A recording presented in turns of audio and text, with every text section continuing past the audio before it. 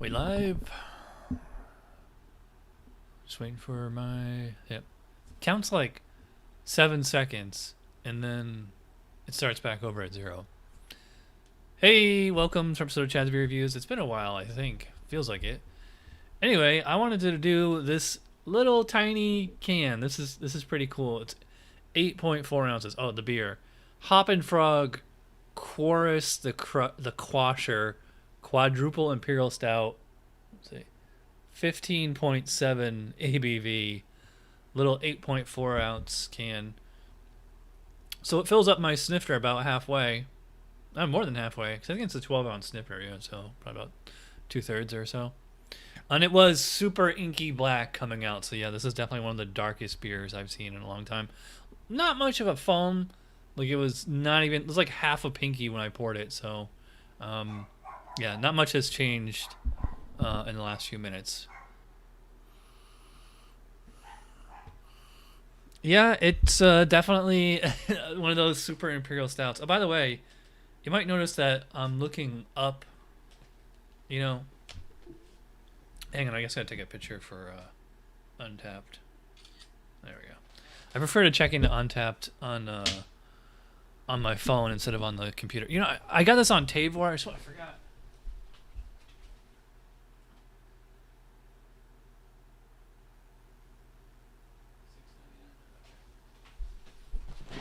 Yeah, got this on 𝐇𝐨𝐩𝐲𝐅 for $6.99, $7.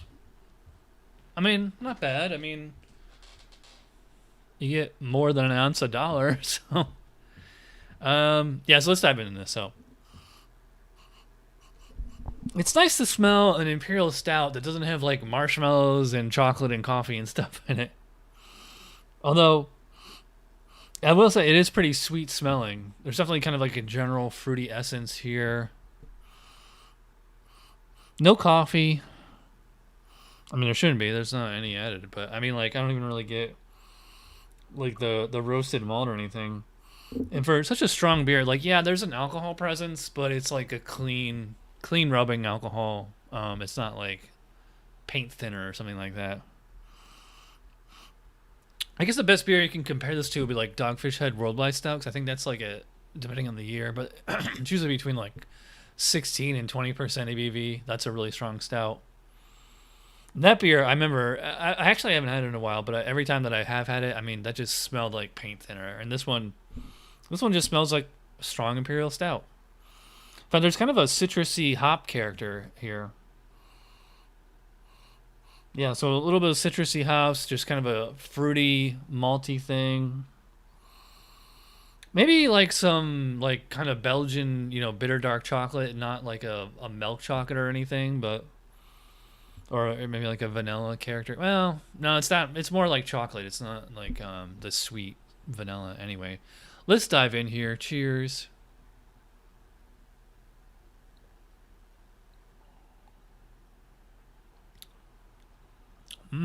Wow.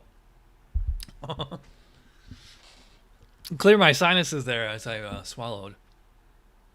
As soon as I took a sip of this, and then especially as it was going down, I was like, wow, I haven't had a beer like this in a long time. This like really takes me back because they're calling this a Russian Imperial Stout, which BJCP doesn't recognize Russian Imperial Stout as a style. It's just kind of, they just group it in with American Imperial Stout, which, I mean, more or less is the same. But I've noticed something over the years is that the Russian Imperial Stouts, they have like definitely a black licorice flavor to them, a kind of a plum or cherry, and also like a bitter dark chocolate. And I'm getting that. So this kind of reminds me of like Stone IRS. Man, I haven't had that beer in a long time. Or like, actually, right down the street from me, I can get like the Baltica 9, I think it is. It's like their Imperial Stout, or those Combs, K-O-M-E, the Polish. They have a Baltic Porter, but they also have a Russian Imperial Stout, which is like 12%. And this kind of reminds me of that.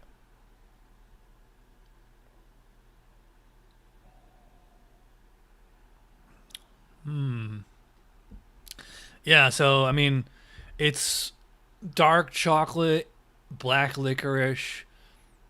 It's funny because like it doesn't really smell all that sweet, especially considering that there's no marshmallows and caramel and stuff in there.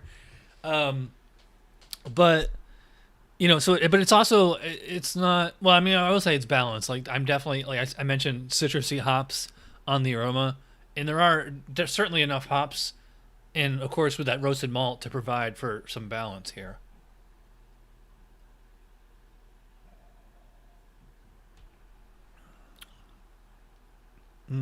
Yeah, just dark fruit, especially like plum or cherry. Um, Lovely, lovely chocolatey aftertaste. Like it's a little, yeah, like it's dark chocolate in the mouth, and then the aftertaste is kind of like milk chocolate, like as if you just ate like a German Black Forest cake or something like that.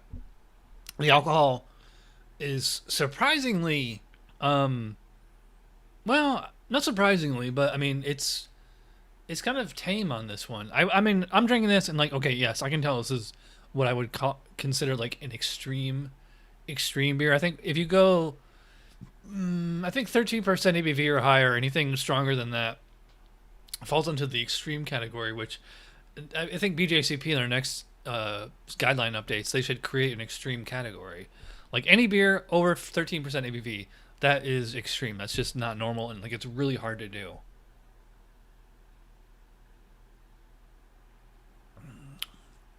You can see I'm taking this in like little sips, but it's not because like the flavor's too intense or the alcohol is burning or anything. I mean, yeah, the alcohol does kind of clear my sinuses on each one. And there's a warmth in the throat, but it's not, I'm not breathing fire here. Um, yeah, it's smooth. It's calm. The mouthfeel in this is lovely. It's like even though this isn't on nitro, it does have like that kind of real silky velvety type texture. Like it is really, really smooth and really comfortable.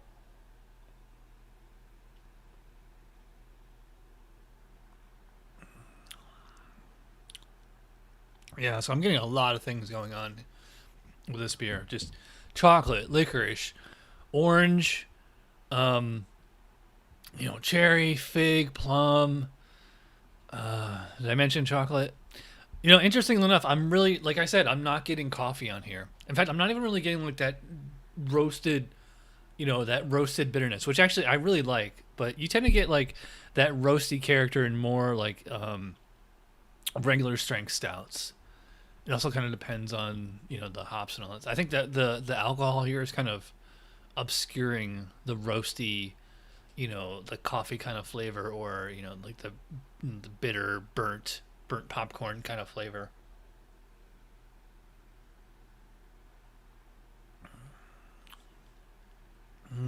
Yeah, the aftertaste is definitely of orange. It's like there's like a it's like a fudge covered orange.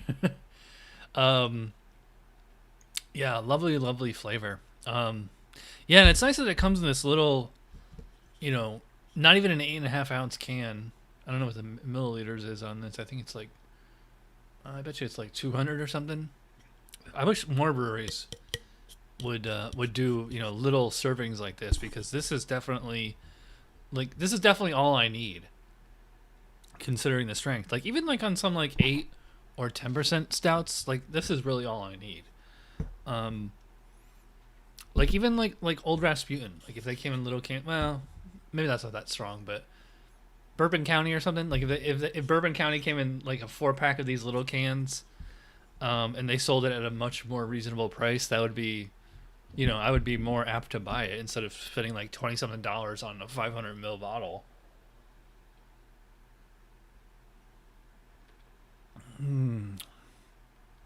Yeah, this is it reminds me of those old school imperial stouts. It's which I seem like I can't get them anymore. I mean, well, I guess I could get them if I actually went to Total Wine or the beer store, but I get almost all my beer from Tavor now. Speaking of which, if you'd like to sign up for Tavor, there's a link in the description below. Click that link. It's going to give you $10 off your first purchase, and it lets them know that I sent you. As far as rating, wow, I'm really tempted to give this a full 5 out of 5. I think this is This is a great, great Imperial Stout. Like, it's really tasty. It's strong, but it's not overwhelming. It's really comfortable. Here comes Leo complaining about something. What, dude? You want some beer? No, he wants to lick his privates. Yeah, this is definitely one of the best beers that I've had in 2020.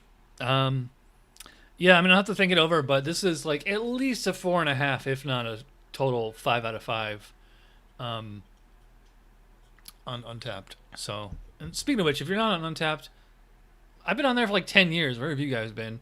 And if you are on Untapped, there's a link to my profile below. Just click that, takes you to the site, and you can add me as a friend, and we can be drinking buddies. So, all right, thanks for watching. I am going, wow, not quite as long as usual, but pretty long. Oh, somebody just left a comment. Pat28 just joined. What are you drinking? Doesn't it say up there or down there somewhere? Anyway, Q.O.R.I.S, the quasher. All right, I'm wrapping this up now. Thanks for watching, and I will see you guys Tuesday, maybe?